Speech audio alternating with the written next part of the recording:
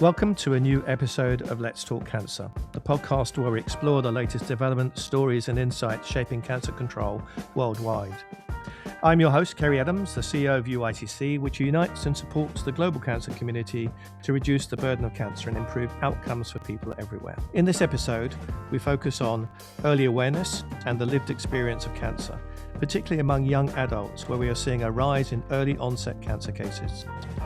While prevention is often discussed in technical terms, personal stories play a crucial role in helping people recognize risk, listen to their bodies, and seek care early. Our guest today is Jaym O'Esso. Jaym is a performer, songwriter, and singer who studied at the Geneva School of Art and Design, joined Ballet Béjart in 2013, and now is a cancer advocate with a strong following on social media. Jaym lost both his parents to cancer before he was in his early 20s, and then he was diagnosed with colorectal cancer as a young adult twice. Earlier this year, he shared publicly that he is now with no evidence of disease after months of treatment and recovery. Today, we'll talk about his life, living before cancer, how his diagnosis reshaped his outlook on health and the future, what his experience tells us about rising cancer rates in younger people, and why his openness on social media and creating awareness about cancer has helped him and also helped a broader community around the world. Jaym, it's great to have you with us, and thank you for joining Let's Talk Cancer. For those who may be discovering you for the first time, can you tell us a bit about you and what you do, your work, your creative life, and also your role on social media and how you connect with people? Good question. So I am a singer, songwriter, performer. So I'm a former ballet dancer. I was trained to become a ballet dancer, but ever since I was a little kid, I always wanted to be a pop star, like music and my thing, because I express myself best in art, in music. So I've been writing a lot. I lost my mom when I was 10 to cancer, and I started like writing my thoughts, my emotions down ever since, and it really helped me to process and articulate my emotions better. And I feel like I'm not a shy person, but I'm really reserved ever since I was a kid. So writing my emotions and my and music really helped me to grow, and I don't know, I would just express myself best in music and art in general. So, and on social media, I just feel like I can be myself. I can, attract the right people when they see what I'm posting and everything. Like the right people's gonna come to me, and I can be vulnerable. And it's just like it just become like my chosen family a little bit because I lost my family when I was a little kid. And how big is your social media following then? So I'm posting a lot, I would say, on TikTok. So Mhm, I have like over 220K followers, mhm. which is like a good number. And like on Instagram, I have like maybe 19K, something like that. I Mm. feel like I'm attracting more on TikTok because I can truly be myself. People are more judgmental on Instagram for some reason. And on TikTok, I feel like I can just vent. I can just, be myself and just kind of be silly. I can be a kid, and it's just great. Makes me feel good. I go live very often, and like survivors usually like they come to me, they send me DMs, and we can just connect. And there is something like more real on TikTok. So I like it Wow. better there. It sounds very vibrant. And you mentioned about your mother, so cancer has affected your life since you were a young child then, basically. Yes, I lost my mom. She has like breast cancer, and she passed when I was 10. And I lost my dad to brain cancer when I was 18. So cancer has been like part of my life, my entire life. So I grew up with that. And yeah, it really like it shapes how you evolve and like how you communicate with people and how you see the world because you live differently, you love differently, and like you experience life very differently too. So you like enjoy every single moment with your people and your friends and family. So were you particularly conscious as a younger person? Because I think you're in your early 30s now. Were you particularly conscious about the symptoms of cancer yourself? I mean, how did you come about having a diagnosis of cancer? Good questions. Because I was a ballet dancer, because I don't drink, I don't smoke, I don't do any drugs. I'm extremely connected to my body. So my body was talking to me.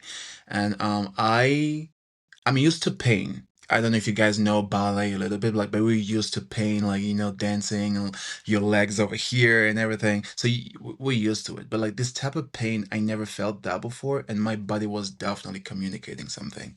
And I was like, there is something wrong. I know something's wrong, but I can't tell what's happening. So went to see my doctor, and he was like, everything's fine. Like we ran some couple of tests, and I don't see anything. But I was like, there's something. I can't tell, but I'm exhausted, have like huge cramps in my stomach. And so cancer was not even part of the discussion. That was not even like an idea. Because I was so young, because I had cancer twice. The first time I was 24. So that was not even like an idea. And then like I started to have like blood in my stools and blood in my urine. I was like, there was something wrong. So like we did a colonoscopy, and we saw like polyps and everything, and yeah, there was a cancer. So I had to go through chemotherapy, and 6 years later, which is recently, it came back stronger and bigger. Yeah, that story is not unusual for younger people. That it's not even on the table as a potential health issue, cancer at that Yeah. age. How did you progress it? Was it you pushing it, saying no, there is something wrong, and we need to Yeah. we need to do some more tests? You were the driver, I guess. Yeah. Yes, because like the doctor were like, "Well, you're very healthy. You're a very healthy person. You're very strong, and I don't see anything wrong." And because like cancer was not even like a possibility or even a thought. So yeah, I had to push it because I was like, there was something wrong. What about the second time then? How did that happen? What was it? The same symptoms? Did you feel that there was the same thing, or how did that happen? So right away, I didn't have like the same symptoms though, because I had no pain. I had like pain like on my knee, but like there was nothing major. But like I had just blood in my stools. And to me, there was a red flag right away. But I had no pain at all. I was like, why do I have blood again? And I went to see the doctor. I was like, okay, I had cancer before. I don't know what's happening, but let's do a colonoscopy right away. I don't care what we're going to do. Let's do a colonoscopy and a blood test. And it came back positive. So, and that time, I don't know what happened. I don't even know why I had a recurrence. But it was bigger. It was Yeah, that was very terrifying. And like the chemotherapy was definitely harder and stronger. But now you're free of cancer. Is that right? Yes, because I finished my treatment in January 2026, which is recent, which was like 5 months ago, and now I'm NED, which is great, and I'm happy. I'm getting back on my feet because like I was very active during chemotherapy as well. I didn't want to be because I hate being a victim, like a victim mentality. I didn't want to be in that space. It's like, oh, I have cancer, something's happening to me. I just wanted to be like, okay, what's next for me? I didn't want to be in the rabbit hole that like, oh, uh, what am I gonna do or anything. I just wanted to be in control of my life, and just didn't want to be in that victimhood that like, oh, I'm gonna let life take care of it. I just wanted to take care of myself because I also like I have no more family, and I'm used to it, like to take care of myself. But like I just felt like the survival mode just took over, and I just wanted like I don't know. I feel like that was just like my a way of protecting myself to be like, oh, you're gonna be okay, you're gonna be fine. Just think about like your next project and everything. Even And though the chemo was intense. you got through it, which is great. Yeah. Yeah, yeah, yeah. Some people may not be familiar with the term NED. What does that mean? So not no evidence of disease. Super. So cancer free, if we may say so. Like, but yeah, no evidence of disease. And you said on the social media you announced that you were cancer free. Yeah, And presumably you've got a lot of feedback and support from people around the world yeah, on that announcement. Yeah. yeah. Oh, that was insane because like it is extremely difficult to be vulnerable on social media. Extremely, because I didn't know if I wanted to share my cancer journey and everything because I didn't want to be that vulnerable because like I didn't want people to know my life and everything. But I received so much support because the first time that I had cancer, I didn't tell a soul. I kept it to myself because I didn't know how to react to it. I was extremely young. I didn't have the key to communicate, or even like to acknowledge what was happening to me. So I just kept everything myself because my entire life, people always told me, "You're a man, don't cry, be strong." When my mom died, same thing. And when my dad died, same thing. I couldn't show any emotions, even though I was orphan already. So when like I had the cancer at 24, I was like, I don't know. I don't know what to do. But like when it happened recently, I'm more adult. I have like the key to overcome. I build like a community, a support system. I know how to articulate my emotions. I know how to like communicate. So it was actually easier to say, okay, this is what's happening to me. I have to take a break. And I received a crazy amount of support. And obviously, when I announced that I was NED, there was obviously people were so kind and nice, sending me flowers and multiple gifts, and even like the nurses were so kind. They all also like gave me this necklace over here. They're like, oh, you're free, you're good, you're NED, like congratulations. Yeah, that was, yeah, it's so humbling because I never received this amount of love and support that like I was like, oh wow, what's happening? Is this real life? That was just incredible. I've been privileged to be part of the cancer community for the last 17 years, and they are an incredible community without any doubt. I mean, the support that you get from around the world, people who are prepared to help others who've been through cancer to support others as well, it really is quite extraordinary. So, your story is something that I recognize a lot. And of course, it comes to life on World Cancer Day. Well, Cancer Day, the world explodes with all these amazing stories of individuals who've survived cancer or carers giving their story. And you were part of the World Cancer Day with the Upside Down Challenge. So thank you for that. How did you find that? Um, I don't know. I think I was just scrolling like on Instagram and I just saw like this beautiful woman just sharing like her journey about like World Cancer Day, what how cancer like turned her world upside down. I was like, oh wow, that's so powerful. And I love that. And I just like I saw like your profile on Instagram. I was like, oh wow, I love that. So I followed your right away. I was like, okay, I want to be part of this community. I love it. And I just saw there was actually a challenge and I wanted to be part of it. I was like, I need to share my story as well because I feel like that could be very, very helpful for other people. And I've noticed that like men don't really share. They tend like to keep everything inside because like I feel like because of the society, like we're not really allowed to show vulnerability because it's being seen as a weakness. So I was like, well, I don't care. I'm just gonna do it. I'm just gonna share my journey, my story. It's gonna make me feel good. I'm just NED and I really want to vent because I have like no space to actually talk about my journey and my story. Because every time I bring up like my cancer story, people feel uncomfortable. My friends feel uncomfortable. My family feels they feel uncomfortable because they don't know what to do. They don't know what to say. And I'm just like, well, I'm just gonna go on the internet and find my people. Well, you found us, and that's great. How's it impacted your creativity and your music and your art? Has it has a major impact? Oh wow. Good question. Really, really good question. Yes, because I usually turn my pain into creation ever since I was a kid. I feel like I was doing it like very naturally. Um, for my first cancer, obviously, I created my own hair, and it became my signature because I just feel like I don't know, one life gives you lemon, well, make a lemonade out of it, and I just feel like it's really great to turn your pain into passion and power. I just wanted like to be in control of my life and I didn't want cancer to define me, but to be a part of me. So what happened to me doesn't define who I'm gonna become. It's a part of my journey and that's pretty much it. So during like cancer, like most of the time I was writing songs. I probably wrote like maybe 3 albums because I was so inspired. And because you're also like more sensitive about everything, your emotions, people, the way they react, the way they treat you, the way they're interacting with you. When you go for a walk, you're more sensitive about like the nature, the wind, the smells, the grass. So it's very inspiring and so humbling because you're like, oh wow, life is so beautiful. So you live differently, you love differently. So it really impacted the way I was navigating through life and my art and my music and my dancing and everything. Do you think the community that you reach through your art are listening to the cancer story within you, or are they just appreciating the beauty of your music?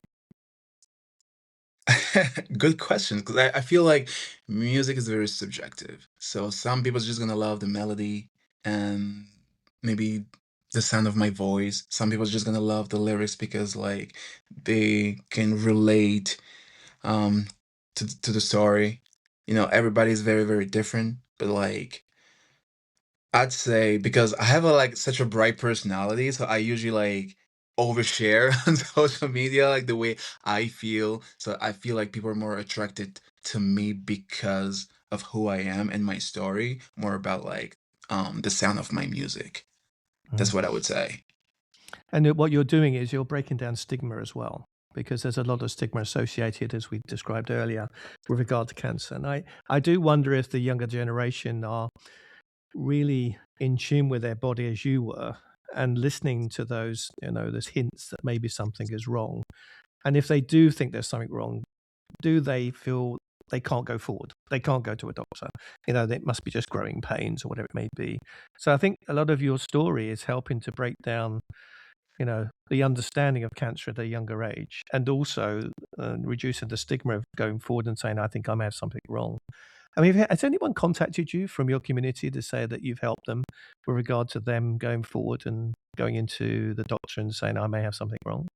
Actually, yes, every day. I'm getting like DMs every day, like of young people, and that actually shared it, like, oh yeah, I have like so much pain, and I was just wondering if what was your symptoms and everything. And yeah, more and more and more, they're just opening up because like I don't hold back most of the time when I'm going live, because I go live every day on TikTok. So I really share what happened to me, my symptoms and everything.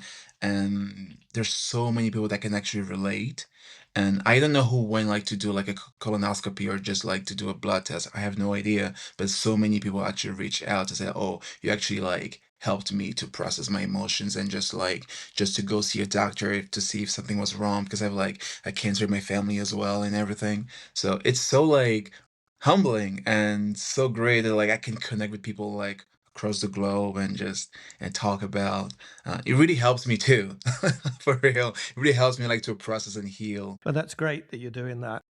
Certainly, there's a growing number of cases in younger generation now than there has been in the past, and it is unclear why that is happening. As you said earlier, you haven't smoked, you haven't drunk, you haven't taken drugs, and yet you've had cancer twice. And there are a lot of people it's affecting them at a younger age.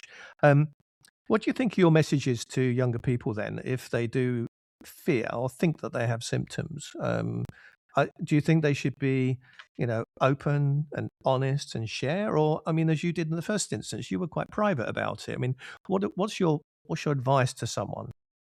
I would say do what's best for you. There was something that I always said like, when I make a decision, my brain and heart have to be aligned. So I'm never gonna regret the decision because I don't want to have no regrets. You can have remorses, which is normal, but like at least if at that moment you know that that's something right for you, just make the right decision for that moment. And I always say, you know your body best, nobody else. So do what's best for you. If you know deep down there's something wrong, that something's happening to you, if it's like a pain that you never felt before, if it's like a fatigue that you never felt before, it's a sign. And it costs nothing to go to a doctor. And right now, like we live in a world like it's actually easy to have access to medication. So like you have nothing to lose. That because that could save your life. We're doing work at the moment about getting people to understand the importance of presenting as early as possible with any symptoms so that the cancer can be treated well when it's at stage one, stage two. But I sometimes wonder whether even the concept of stage one, stage two, stage three, stage four is understood by the younger generation. It's maybe some messaging that we need to get across that, the survival rates on most cancers at stage one, two are very, very high. But stage three, four becomes more complicated. So yours was at stage one, two, presumably, yeah? Stage two. Stage two, right. Yeah. So what's next? You seem to be inspired and, you've got two careers already. What else are you going to do? So, I just recently got a good news. Because during when I had chemotherapy, I was studying for med school. I had no idea that I could make it. Like, I had no idea, but like I said before, I was thinking about the future. What's next for me? I just wanted to be focused on because I have no safety net. Nobody can help me. The only person that can save myself is myself. So I studied for med school and I just got the acceptance letter last Friday, which is kind of crazy. So in September, I'm gonna go to med school and probably to become a physio and work with cancer patient and sport related and everything because I was a ballet dancer. To me, kind of makes sense because of everything that I've been doing my entire life.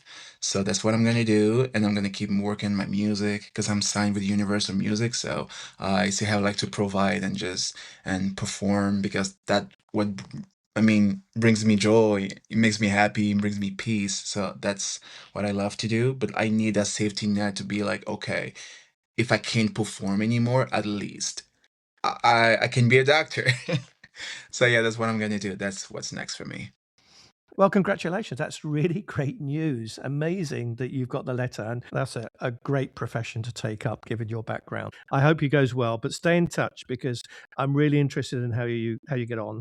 And certainly we'd love to work with you again to make sure we get your message across to the younger generation in our community. I really appreciate everything that you're doing. I think it's amazing. So thank you. I appreciate you. Thank you. Thank you for listening to this episode of Let's Talk Cancer. If you like this podcast, please give us a rating and subscribe for more content every month. And if you want to know more about UIC's work, visit uic.org or follow us on social media.